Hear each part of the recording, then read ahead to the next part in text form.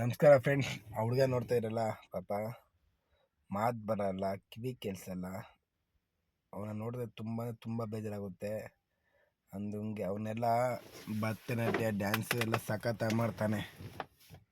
ಸ್ವಲ್ಪ ಚೆನ್ನಾಗಿ ಅವನ ನೋಡ್ಕೊಂಡು ನಾವೆಲ್ಲ ಒಂಥರ ಏನಂದರೆ, ನಮ್ಮ ಹತ್ರ ಎಲ್ಲ ಇದ್ರೂ ಇನ್ನೂ ಬೇಕು ಅಂತ ದುರಂಕಾರ ಪಡ್ತೀವಿ.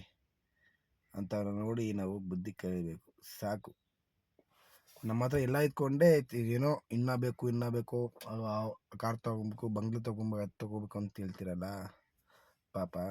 ಅವ್ರಿಗೂ ಏನೂ ಇಲ್ಲ, ಅಂಥವ್ರು ಏನು ಅಂಥವ್ರ ಬಗ್ಗೆ ಹೆಂಗೆ ಹೇಳೋದು ಹೇಳಿ? ಅಯ್ಯೋ, ಬೇಜಾರಾಗುತ್ತೆ ನೋಡಿದ ತಕ್ಷಣ. ಅವ್ನ ಕಣ್ಣು ನೋಡಿದೇನೋ ಅವ್ನ ಮನಸ್ಸಲ್ಲಿ ಏನಿದೆ ನನಗೆ ಗೊತ್ತಾಗೋಯ್ತು.